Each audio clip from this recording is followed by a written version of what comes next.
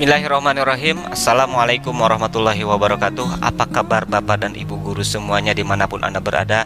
Mudah-mudahan kita selalu mendapatkan lindungan dari Allah Subhanahu wa Ta'ala.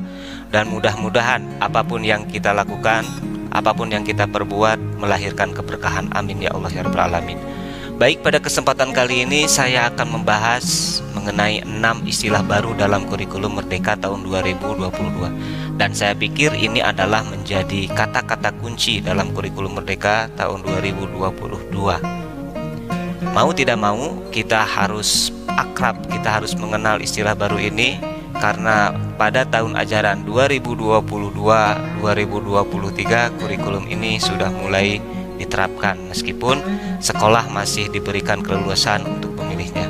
Sebelum kita membahas masalah 6 istilah baru dalam kurikulum Merdeka tahun 2022, kita akan menilik tentang definisi kurikulum Merdeka. Kurikulum Merdeka ini adalah kurikulum dengan pembelajaran intrakurikuler yang beragam, di mana konten akan lebih optimal agar peserta didik memiliki cukup waktu untuk mendalami konsep dan menguatkan kompetensi. Guru memiliki keleluasaan untuk memilih berbagai perangkat ajar, sehingga pembelajaran dapat disesuaikan dengan kebutuhan belajar dan minat peserta didik. Sementara proyek untuk menguatkan pencapaian profil pelajar Pancasila dikembangkan berdasarkan tema tertentu yang ditetapkan oleh pemerintah. Proyek tersebut tidak diarahkan untuk mencapai target capaian pembelajaran tertentu, sehingga tidak terikat pada konten mata pelajaran. Istilah baru yang pertama adalah capaian pembelajaran, dan nantinya akan disingkat dengan CP. Capaian pembelajaran ini adalah pengganti KI dan KD dalam kurikulum 2013.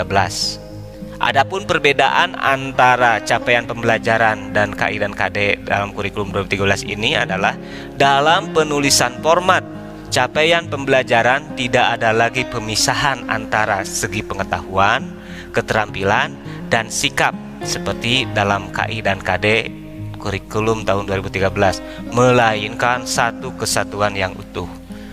Sedangkan capaian pembelajaran ini dibagi ke dalam beberapa fase.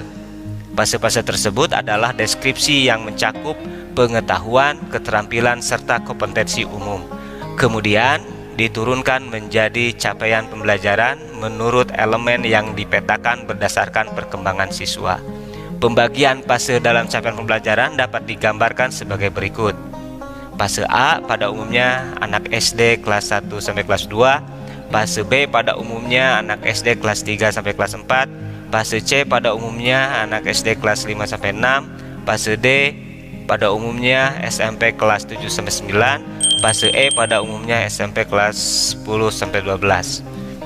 Sementara pembagian fase untuk SLB ini berdasarkan pada usia mental yang ditetapkan berdasarkan hasil asesmen. Pembagian fase dapat digambarkan sebagai berikut. Fase A pada umumnya usia mental 7 tahun ke bawah. Fase B pada umumnya usia mental kurang lebih 8 tahun. Fase C pada umumnya usia mental kurang lebih 8 tahun juga. Fase D pada umumnya usia mental kurang lebih 9 tahun. Fase E pada umumnya usia mental kurang lebih 10 tahun. Dan fase F pada umumnya usia mental kurang lebih 10 tahun. Kemudian istilah baru yang kedua adalah alur tujuan pembelajaran, atau kita singkat dengan ATP. Alur tujuan pembelajaran adalah rangkaian tujuan pembelajaran yang tersusun secara sistematis dan logis menurut urutan pembelajaran sejak awal hingga akhir suatu fase. Alur tujuan pembelajaran ini memiliki fungsi yang sama dengan silabus pada kurikulum 2013, yaitu sebagai acuan perencanaan pembelajaran. ATP juga menjadi panduan guru dan siswa untuk mencapai capaian pembelajaran di akhir fase yang telah disebutkan. Secara operasional, komponen tujuan pembelajaran dapat dimuat 3 aspek, antara lain kompetensi, konten, dan variasi. Sedangkan kriteria alur tujuan pembelajaran yang pertama menggambarkan urutan pengembangan kompetensi yang harus dikuasai peserta didik. Alur tujuan pembelajaran dalam satu fase menggambarkan cakupan dan tahapan pembelajaran dari awal hingga akhir fase.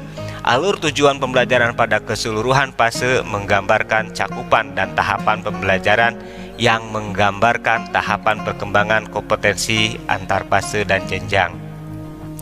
Istilah yang ketiga dalam kurikulum Merdeka tahun 2022 adalah modul ajar.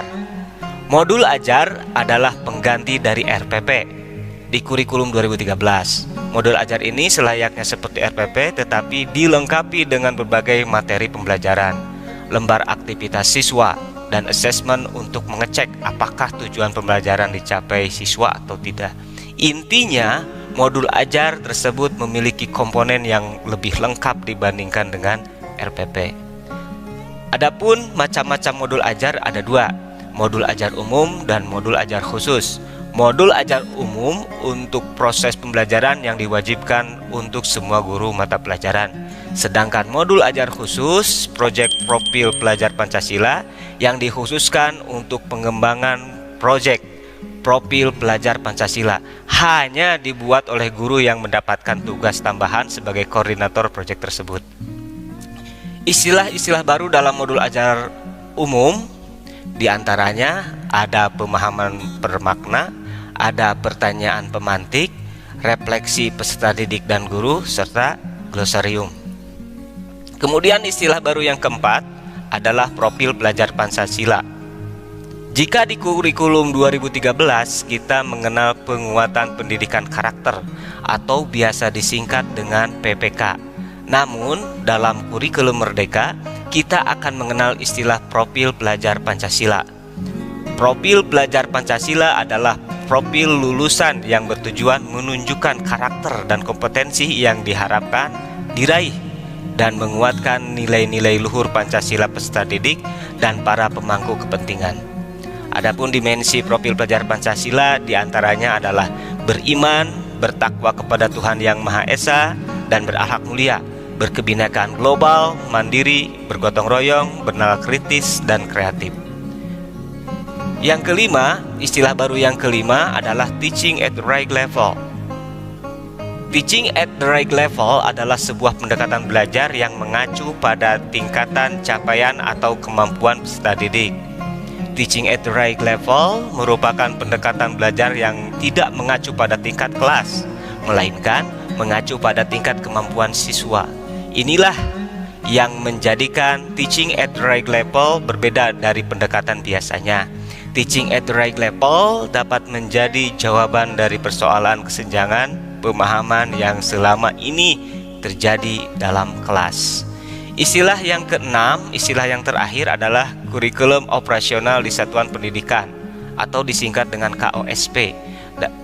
KOSP atau kurikulum operasional di satuan pendidikan adalah nama lain dari KTSP.